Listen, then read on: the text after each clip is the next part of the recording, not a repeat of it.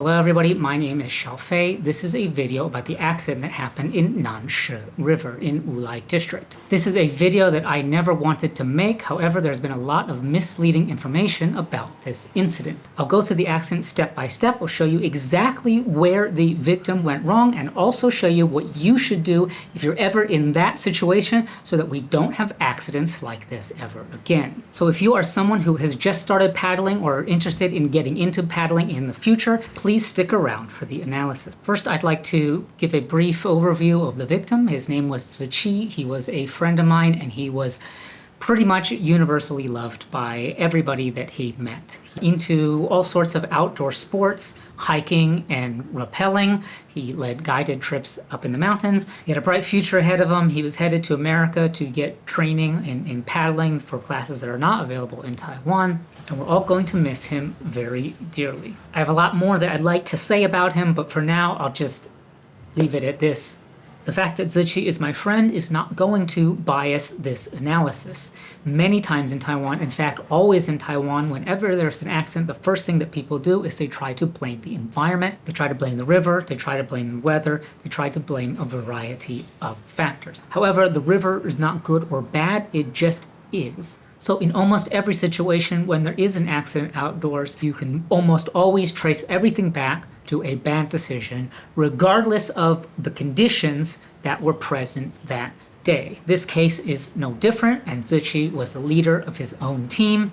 And so ultimately, when you are the leader of a team, you're taking responsibility for the safety of yourself and the safety of others. So that's why it's very, very important that we never get too relaxed in the river. We never cut corners, and we always follow all of the safety procedures. Now I will lay out the conditions of the river that day and what safety procedures were not followed. This occurred in南势River in Wulai Township. It's a beautiful river with a lot of challenging rapids. Because this river is so close to Taipei, it is a popular river for paddle sport. You may have seen on the news or Facebook that the water was really raging. It is a torrent, and just by looking at it, you can tell that this is very obviously dangerous and you shouldn't go in it. Well, you are correct. However, that was not the water level during the time of the accident. When we look at the water level reporting information from the Water Resources Agency, we can see a low mid water level, and then later that day, at around 5 o'clock, the water level started to go up significantly, and then by 6 o'clock, it was raging. While you probably shouldn't go into a river that may flash flood that day, even if it's after you intend to leave the river, that's not the critical error that he made. So just wanted to make that clear. The conditions at the accident were not the conditions that you see later on the news. The river flooded after the incident. Now everyone has different experience levels and everyone has different ideas about what they think is fun. The decision to choose to go in or not go in at a water level is a personal choice. However, there's one easy way to tell if this water level is too high for you or not, and that is if you can stop at every point in the river. This allows you to scout out any hazard in advance and take the necessary precautions or go around it. Now Ziqi and his team, they did possess the skill to control their boat well enough to stop at any point in the water. However, possessing the skill to stop before you get to any questionable area is not enough. You also need the knowledge to be able to identify the key features of the river to know if something is dangerous or not, and the wisdom to choose not to go down something that looks fun, even if you really want to do it. More often than not, safety in the river is not a measure of skill, but a measure of self-discipline. When they got to the second rapid, they stopped, they walked out, they scouted it, and then they decided to go down it anyway.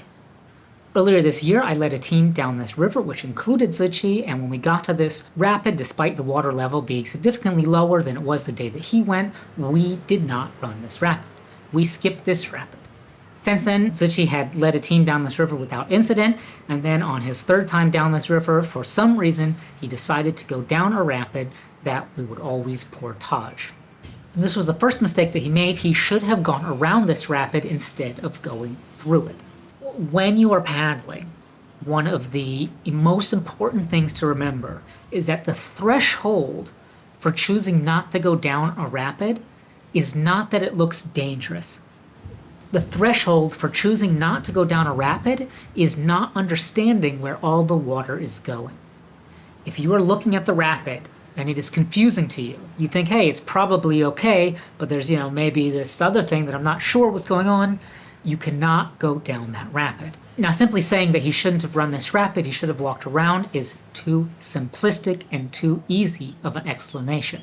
There's actually more to this story, and we have to look into what happens next. The most important thing while paddling is that you stop, you scout, and you evaluate the rapid, and you make a decision whether you go around the rapid or to not go around the rapid.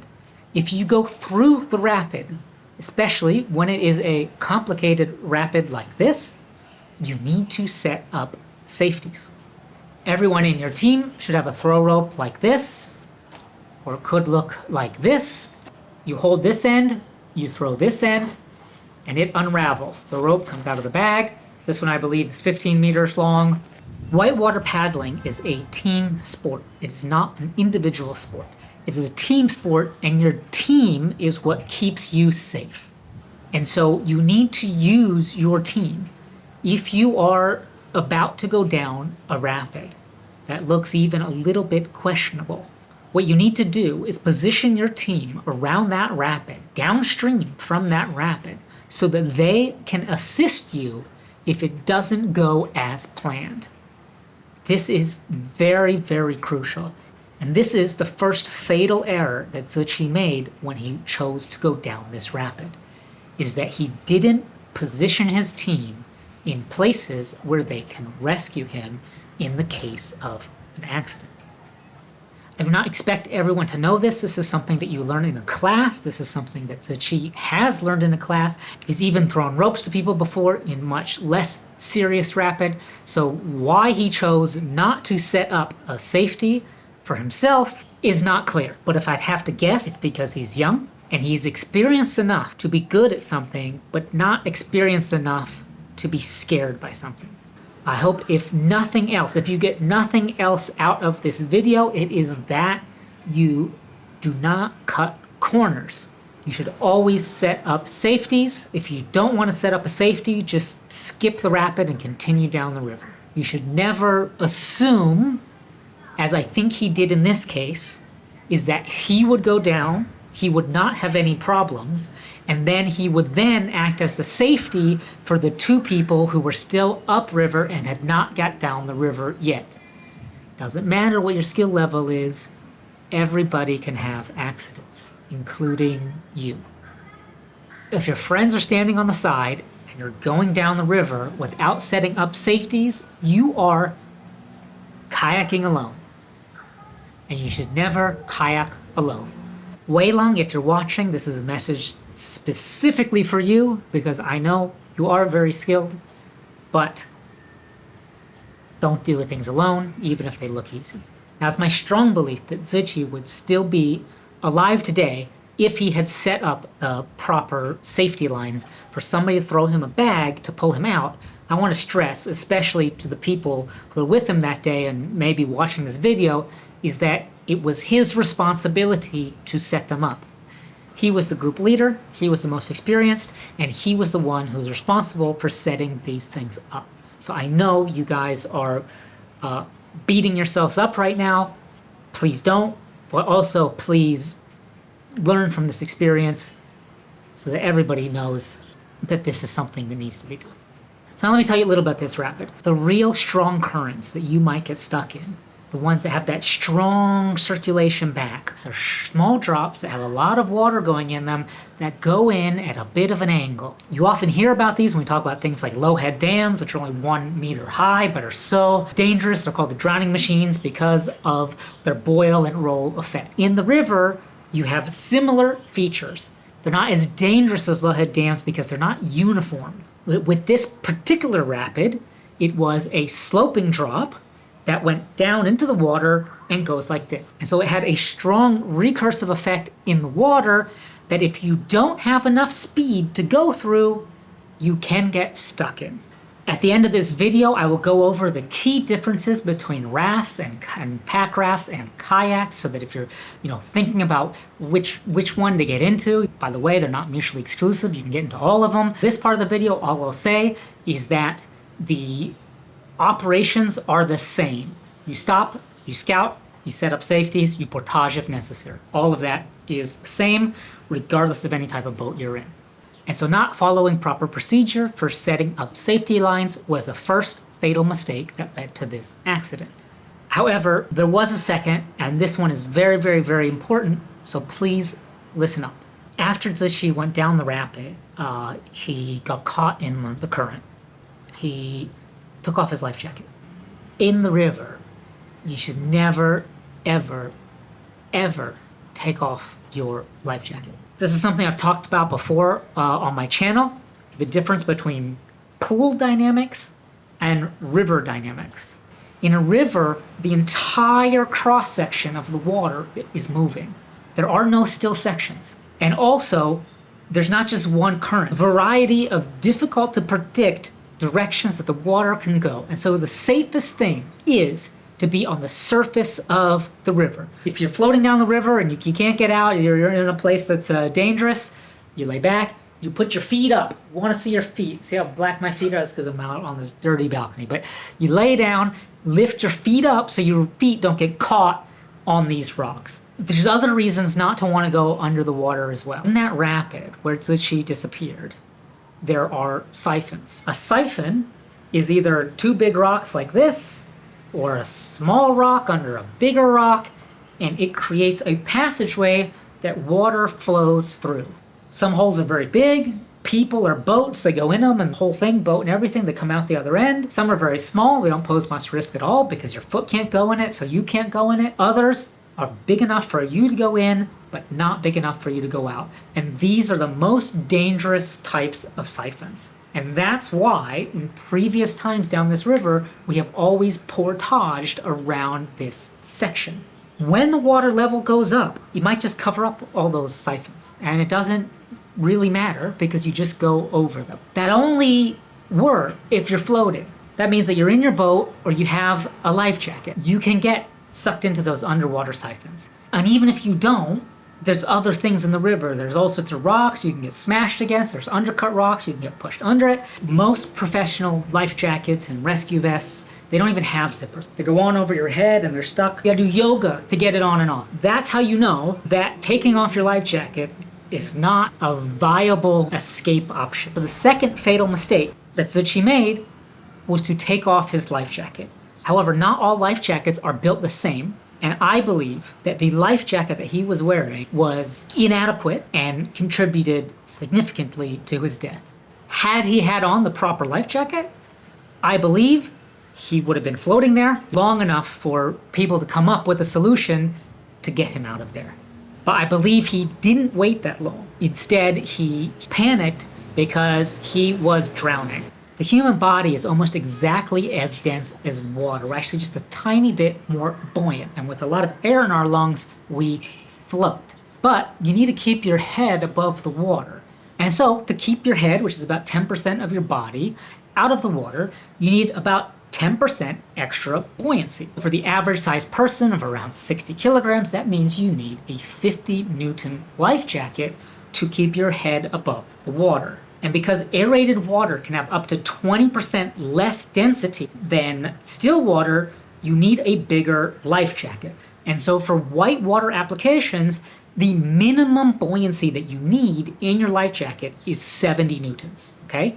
Not 50, you need a minimum 70 Newton life jacket. This is actually a 70 Newton life jacket. It's only 70 when it's brand new. Very shortly, this life jacket is going to be compressed. And then buoyancy provided by this life jacket is going to be less.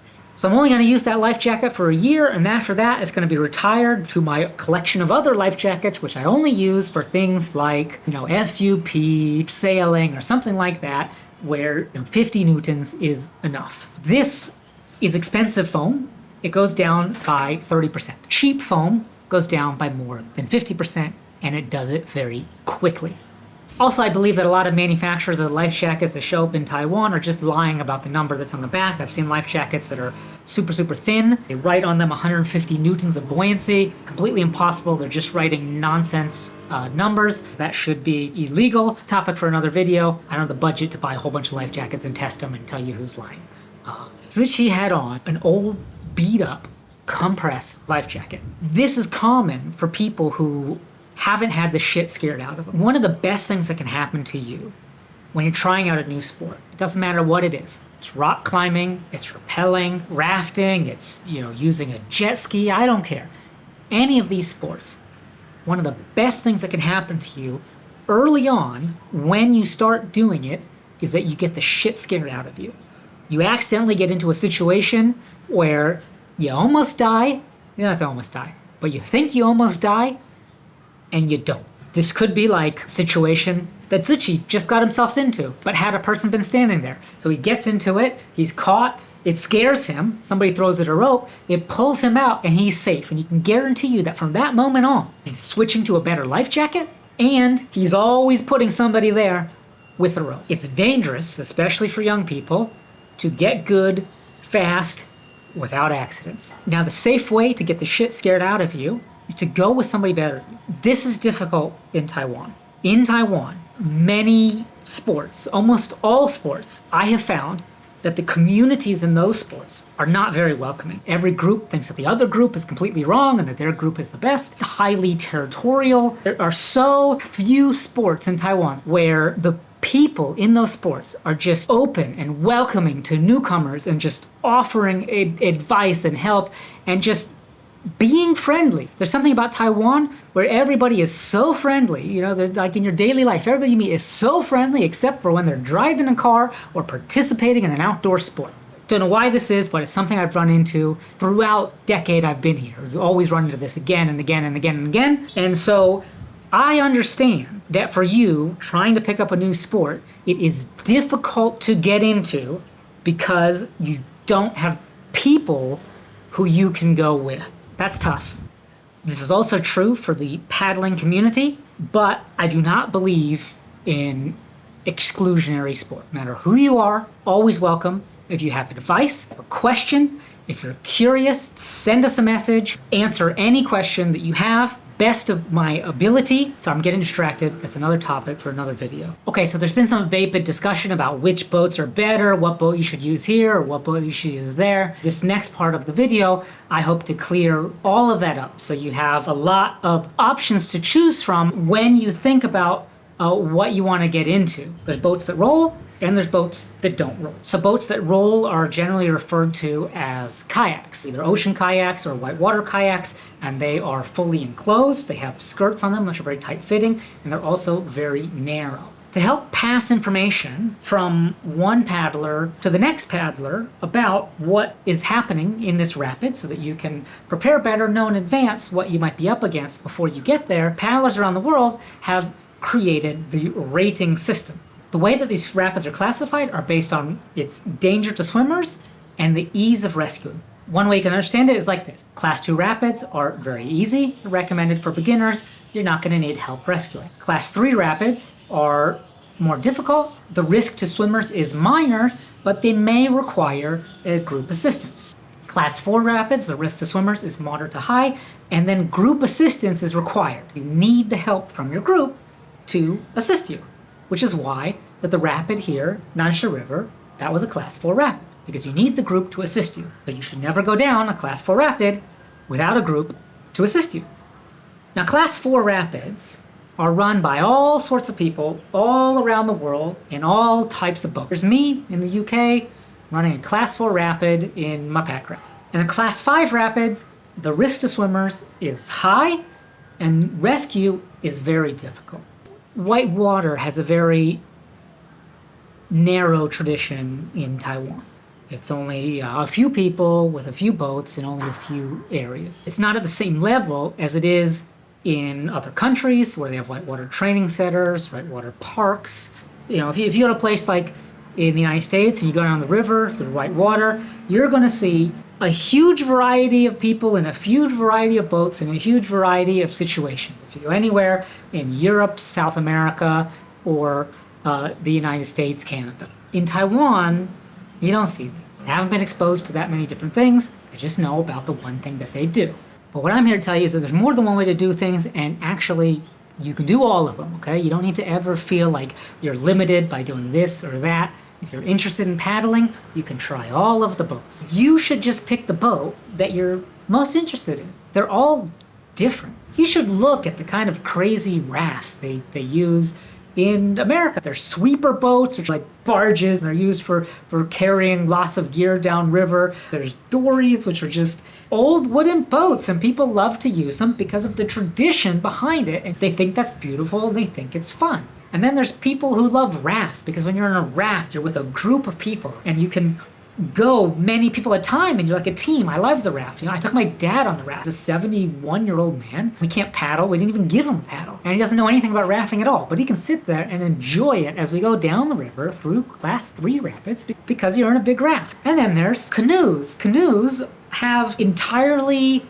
different paddling styles. So when you go whitewater in a canoe, you need to do J strokes, and I don't really know how to do it. I'm not good at it, but it looks really, really fun. And it's not as high performance as some of the other boats out there, but like people like to do it because it's fun, and you do it with your friends, and it's a team. If you're gonna go down Class 4 rapids in a canoe, it's not that it can't be done, it's that you need to stop. You need to scout. You need to make preparations, right? You gotta have your team out there with ropes. You gotta know if it's safe or not. And if you think that it's not good for your craft at that time, at that water level, at your skill level with your team, then you need to portage around, you need to walk around. And that wisdom comes from experience and education.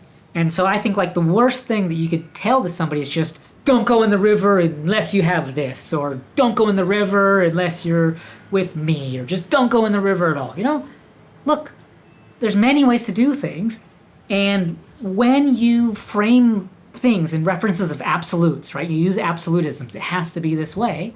It doesn't help people, it just makes everything more dangerous. So Packrafts is just like an old inflatable boat, but because it's made of newer, more modern materials, it's really, really light. It's light, and it's thin, and it's small enough to put in your pack. That's why we call it a pack raft. You put it in your pack. One of the great things about pack rafts is that because they're so light, you can take them to places that you would never be able to do with any other type of boat. And there's many different types of pack rafts. Xiaofei pack rafts or whitewater pack rafts. We only make them for whitewater because that's all there is in Taiwan.